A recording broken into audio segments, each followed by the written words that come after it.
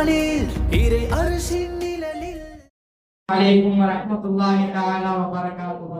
வலைக்கும் ஸலாம் வ ரஹ்மத்துல்லாஹி வ பரகாத்துஹு. நஹ்மதுஹு வ நுஸல்லி அலா ரசூலில் கரீம். அல்ஹம்துலில்லாஹ். கணியத்திற்குரிய படிப்பாளர் அவர்களே, இந்த பட்டிமன்ற அரங்கு ஏற்பாடு செய்யப்பட்டு இருந்துச்சு. அப்ப நான் உள்ள வந்து பார்த்தப்ப எல்லா இடத்துலயும் இந்த மாதிரி சேர்லாம் போட்டு ரெடி பண்ணிட்டு இருந்தாங்க பசங்க. இங்கிட்டு மட்டும் பார்த்தா முன்னாடி ஒரு டேபிள், மேல ஒரு விரிப்பு, நல்ல சேர் ரொம்ப சூப்பரா பண்ணிருந்தாங்க. ரொம்ப கண்ணியப்படுத்தி வச்சிருந்தாங்க. நான் கேட்டேன், என்னப்பா இங்க மட்டும் இப்படி கண்ணியப்படுத்தி வச்சிருக்காங்க, இங்க மட்டும் வெறும் சேரை மட்டும் போட்டு வச்சிருக்காங்கன்னு கேட்டேன். கேட்டது சொன்னாங்க, இங்க உட்கார போறவர் யாரு தெரியுமாப்பா? படிப்பாளர். அவங்க படிப்பு வச்சு நேர்மையான தீர்ப்பு சொல்லக்கூடியவர்கள் சொன்னாங்க. பாத்தீங்களா, தீர்ப்பு சொல்றது யார் வந்திருக்கா பாருங்க. பண்பாளரா படிப்பாளரா? படிப்பாளர் தானே வந்திருக்காங்க. இதெல்லாம் தெரியலப்பா, ஆரம்பமே நமக்கானமா இருக்கு. அவங்க அதெல்லாம் விட்டுட்டாங்க பாருங்க, பாவம். எதுக்கு எழுத சொன்னாங்க? ஷாஃபி ரஹ்மத்துல்லாஹி அவங்க அம்மா மதரசால சேர்க்கும் போது என்ன சொன்னாங்க? இந்த மாதிரி நீ படிப்பை மட்டும் கத்துக்கூடாது, பண்பையும் கத்துக்கிட்டு வரணும் அப்படின்னு சொல்லி எங்க கொண்டு விட்டாங்க? மதரசால விட்டாங்க. எந்த இடம் பாத்தீங்களா? கத்து தரக்கூடிய இடத்த பாருங்க. அத கூட அவங்க வீட்டுல சொல்லி தரல. மதரசாவுக்கு போனாதான், அந்த கல்விக்கூடத்துக்கு போனாதான் பண்பாடை கத்துக்க முடியும் அவங்களுக்கு தெரிஞ்சிச்சு. அதனாலதான் அவங்க அந்த மதரசால போய் சேர்த்தாங்க. இது தெரியாம அவங்க பண்பாடு சொல்லி தரல, பண்பாடு இல்லாம அவங்க வீட்டுக்கு வந்தாங்க, அதனால இப்படி திருப்பி அமைச்சாங்கன்னு சொல்லி என்னுடைய ஆரம்பத்தை வழங்காம பேசிட்டாங்க. இன்னைக்கு ஒரு ஆசிரியர் இருக்காரு, 65 வயசு உள்ள ஒரு ஆசிரியர். அவரோட வயிற்றுல ஒரு கல்லு ஒன்று ஃபார்ம் ஆயிருக்கு. ஃபார்ம் ஆனே ஆஸ்பத்திரிக்கு போய் காட்டுறாரு. அவங்க ஸ்கேன் எடுத்தப்ப ரொம்ப பெரிய சைஸ்ல இருக்குன்னு சொல்லிடுறாங்க. சொல்லிட்டு ஆபரேஷன் சின்ன சின்னதா உடச்சு ஆபரேஷன் பண்றோம். அதே மாதிரி எல்லாம் முடிஞ்சு நல்லபடியா ஆபரேஷன் முடிஞ்ச உடனே அவர் நல்லபடியா குணமாயி வெளியே போகும்போது டாக்டரை பார்க்க, டாக்டரை பார்த்து, ஐயா ரொம்ப நன்றியா, நான் ரொம்ப சீரியஸா இருந்தேன், இதை எப்படி காப்பாத்துனீங்க அப்படின்னு சொல்லி கையெடுத்து கும்பிட்டாரு. கும்பிட்டப்ப அந்த டாக்டர் அந்த கையை பிடிச்சார். பிடிச்சு, ஐயா நான் யாருன்னு தெரியல ஐயா, நான் உங்கள்கிட்ட 10ஆம் கிளாஸ் படிச்ச மாணவன் ஐயா, நான் படிக்கும் போது நீங்க என்ன சொன்னீங்க, நீங்க கல்லு உடைக்கிறாண்டா லாய்க்கு, கல்லு உடைக்கிறாண்டா லைன் வா, பூச்சிக்கு 300 தடவை சொல்லுவீங்க. ஆனா பாத்தீங்களா அண்ணா, நான் யோசிச்சேன், என்னடா அன்னைக்கு அவர் யோசிச்சிருப்பாரு. எப்படி ஒரு மாணவரை பத்தி தான் ஆசிரியருக்கு நல்லா தெரியுமே. அப்ப நம்மளே ஆசிரியர்கள் சொல்லிட்டாரு, நீலாம் கல்லு உடைக்கிறாண்டா லைன், அப்ப என்ன நம்மளா படிச்சுக்கிட்டு போயிட்டு போ அப்படின்னு போயிருந்தாருன்னா இன்னைக்கு அவருக்கு ஒரு ஸ்டோன் ஸ்பெஷலிஸ்ட் ஆயிருப்பாரா? ஏற்கனவே அவங்க சொல்லி கொடுத்த கல்வி அவர்கிட்ட இருந்துச்சு. அந்த கல்வியை சிந்திச்சாரு. ஐயா சொன்னாரா, நம்ம எல்லாம் கல்லு உடைக்கிறான் லாய்க்குன்னு, எந்த கல்ல உடைக்க லாய்க்குன்னு சொல்ல மறந்துட்டாரா அப்படின்னு சொல்லி அவருடைய கல்வி திறனை உணர்த்தி யோசிச்சாருங்க. அப்ப யோசிச்சு எந்த கல்லை உடைக்கலாம் அப்படின்னு சிந்திச்சப்போதான் அவரு வயிற்றுக்குள்ள இருக்கிற கல்லை உடைக்கணும் சொல்லி நம்ம ஸ்டோன் சிந்திச்சாரு. அவர் பாத்தீங்கல்ல, இதுக்கு எந்த இடத்துல என்ன உதவுச்சு? அவரு இன்னைக்கு பெரிய இடத்துல இருக்காருன்னா அவருடைய படிப்பு தான் எனக்கு உதவுச்சு. அவருடைய படிப்பு இல்லைன்னா இன்னைக்கு ஏதோ ஒரு இடத்துல கல் உடைச்சிட்டு இருந்திருக்க வேண்டியதுதான். இன்னைக்கு அப்படி இவங்க கல்லுதான் உடைக்கணும். அப்ப ஒரு பண்பாளரே இருக்காருன்னு வைங்க, அவர்கிட்ட நல்ல செல்வ செழிப்போட வாழ்றாரு, நல்ல செல்வ செழிப்போட வாழ்ந்து நல்ல பேர் எல்லா இடத்துல கேட்டா அவர் பெரிய பண்பாளர், நல்ல ஒழுக்கமான இருக்கும் அப்படின்னு சொல்ற அவருக்கு நல்ல வாழ்ந்து கொஞ்சம் மொத்தா போனோடனே மோதிருக்கு சொல்றாங்க, அவர் நல்லவர் அப்படி எல்லாம் பேசிடுறாங்க. அடக்கப்படி நல்லபடியா சொர்க்கத்துக்கு போயிட்டாரு. பட்டு வச்சு சொர்க்கத்துக்கு போயிட்டாரு. யார போனா இந்த பண்பாளர் ஒருத்தர் சொர்க்கத்துக்கு போயிட்டாருங்க. ஆனா 7 ஆண்டு கால கல்வி கத்துக்கிட்ட ஒரு ஆலிம் தனியாளா போல. எப்படி தனியாளா சொர்க்கத்துக்கு போகல, 40 பேரை கூட கூட்டிட்டு போறாரு சொர்க்கத்துக்கு. அது உண்மைதான்பா. ஒரு ஹாபிஸ் 10 பேரை சொர்க்கத்துக்கு கூட்டிட்டு போற பண்பாளர் அப்படியே கூட்டிட்டு போறாரு. நீங்க எத்தனை பேர் கூட்டு போவீங்க?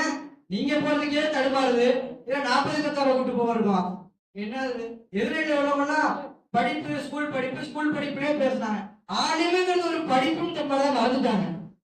ஆலிமு ஹாபிஸ் ஓடுறதுங்கிற ஒரு படிப்பு தான். அந்த படிப்புங்கிறதே மறந்துட்டு ஸ்கூல் படிப்பு பத்தி மட்டுமே பேசிக்கிட்டீங்க. இளைஞர்கள் அல்லா மறுபடியும் என்ன கேட்பான்? இளைஞர்கள் வாழ்க்கை எப்படி கிடைச்ச அப்படின்னு கேட்பான். நாங்க சொல்லுவோம், நாங்க 7 வருஷம் ஓடுவோம், ஆலிமானோம், ஆபீஸ் ஆனோம், அப்ப நாங்க இந்த கல்வியை சொல்லுவோமே. அப்ப எல்லாம் எடுத்துக்கோங்கல்ல, எடுத்துக்காம இருப்பான். ஒரு ஆலிம் ஆயிட்டுன்னா எடுத்துக்கோங்கல்ல, எத்தனை பண்றவங்க அப்ப இளைஞர்கள் இன்றைய காலத்தில் அதிகம் வலியுறுத்த வேண்டியது பண்பாடு இல்ல, படிப்பு. பண்பாடு என்பவர்கள் சுயநலவாதிகள், படிப்பார் என்பவர்கள் பொதுநலவாதிகள். இதை முதல்ல நம்ம தெரிஞ்சுக்கணும். என்ன தத்துவம் ரூம் போட்டி வச்சிருப்பா அல்லாஹ் சொல்றான் பாருங்க, சூப்பரா சொல்றான் குர்ஆன்ல. வல்லதீன ஊத்துல் இல்ம தரஜா, கல்வி ஞானம் உடையவர்களுக்கு அந்தஸ்து உயர்த்துறேன் அப்படிங்கிறான். பாத்தீங்களா, அல்லாஹ் என்ன சொல்றான்? கல்வி ஞானம் அந்தஸ்து உயர்த்துறான். இந்த கல்வியாளர்கள் சொர்க்கத்தை கொடுத்து சொர்க்கத்துல அந்தஸ்தையும் இதுக்கு மேல வேற என்ன வேணும்? வாழ்க்கையில என்னத்துக்காக நம்ம போறோம்? சொர்க்கத்துக்காக தான் வாழ்றோம். அதுவே கிடைச்சிச்சு, அதுக்கப்புறம் வேற என்னங்க வேணும்? ஒரு மனுஷன் உலகத்துல ஒரு குழந்தை பிறகுது, இந்த உலகத்துல ஒரு குழந்தை பிறகு, அந்த குழந்தைக்கு நம்ம என்ன செய்யறோம்? ஒரு அழகான பேர் வைக்கணும். அந்த குழந்தைக்கு பேர் எப்படி வைப்போம்? 3 எழுத்துல இருக்கு, 2 எழுத்துல இருக்கு, வாய்க்கு வைக்க ஈஸியா இருக்கு அப்படின்னு நான் பேர் வைக்கிறோம். இப்ப பேர் வச்சோம்னா ஞானமொழி வந்து நம்ம குழந்தை ஞானம் உள்ள குழந்தையா வரணும் அப்படிங்கிறதுக்காண்டி அந்த பேரை வைக்கிறோம். அந்த பேருக்கு அர்த்தத்தை யார்கிட்ட போய் கேட்பீங்க? ஒரு கல்வியாளர்கள் தான் போய் கேட்பீங்க. ஒரு பண்பாடு போயிட்டு எப்பா இந்த குழந்தைக்கு நான் பேர் வைக்க போறேன்ப்பா, இந்த பேருக்கு அர்த்தம் சொல்லப்பானா, அடையாப்பா என் பேருக்கு எனக்கு அர்த்தம் தெரியாது, ஏன் வந்து கேட்டுட்டு இருக்கா, போய் படிக்கணும் தெரியுமா அப்படின்னு. எனக்கு தெரிஞ்சு இங்க இருக்க குழந்தைங்க பண்பா பாட்டிமா பேர் வச்சிருப்பாங்க நினைக்கிறேன். அதனாலதான் ஒரு மாதிரி திருத்த முடிச்சுட்டே இருக்காங்க. வந்து நரிசலா இருந்தவர்கள் சொல்றாங்க, ஒரு இதுல சொல்றாங்க பாருங்க, இதான் மாத்தல் இன்சானோ, ஒரு மனுஷன் இறந்துட்டாங்கன்னா இன்கதான் அமலோ எல்லா அமலும் துண்டிச்சு போயிடும். இல்லாமே சலாத்தா, 3 விஷயத்தை தவிர. ஒண்ணு சதக்கத்துள் ஜாரியா, நிரந்தரமான சதக்கா அப்படின்னா. 2வது இல்மு சொன்னாங்க, எப்படி பிரயோஜனம் தரக்கூடிய இல்மு அப்படின்னா. 3வது உடல் சாரி ஏதோ லகு, சாலியான குழந்தை. சாலியான குழந்தை என்ன மாதிரி குழந்தை? பெற்றோர்களுக்கு துவா செய்யக்கூடிய குழந்தை. எப்படி குழந்தைங்க துவா செய்ய பெற்றோர்களுக்கு? சொன்னாங்க, ரப்பனா ரப்பிர்ஹம்ஹுமா கமா ரப்பயானி சகீரா அப்படின்னு. அந்த குழந்தை எப்படி அந்த குழந்தை அப்பா அம்மா துவா செய்யும்? இந்த ஆயத்தினுடைய விளக்கத்தை தெரிஞ்சு இந்த விளக்கத்தை படிச்ச குழந்தை, இந்த கல்வியான பெற்ற குழந்தை தான் அவங்க தாய்க்கு தெரிந்து துவா செய்யும். சிறு வயதில் என் தந்தை தாயும் தந்தையும் என்னை எப்படி பார்த்து கொண்டார்களோ அதே போன்று என்னுடைய தாய் தந்தையர்களையும் பார்த்துக் கொள்வாயாக அப்படி இந்த குழந்தை எப்ப துவா செய்யும்? இந்த கல்வி கத்துக்கிட்டதுக்கு அப்புறம் தான் துவா செய்யும். ஒரு பண்பை மட்டும் வச்சுக்கிட்டு துவா செய்யுமா? எப்படிங்க செய்யும்? இதுக்குதான் சொல்றேன், இன்றைய கால இளைஞர்களுக்கு அதிகத்தையும் வலியுறுத்த வேண்டியது பண்பாடு இல்ல, படிப்பு.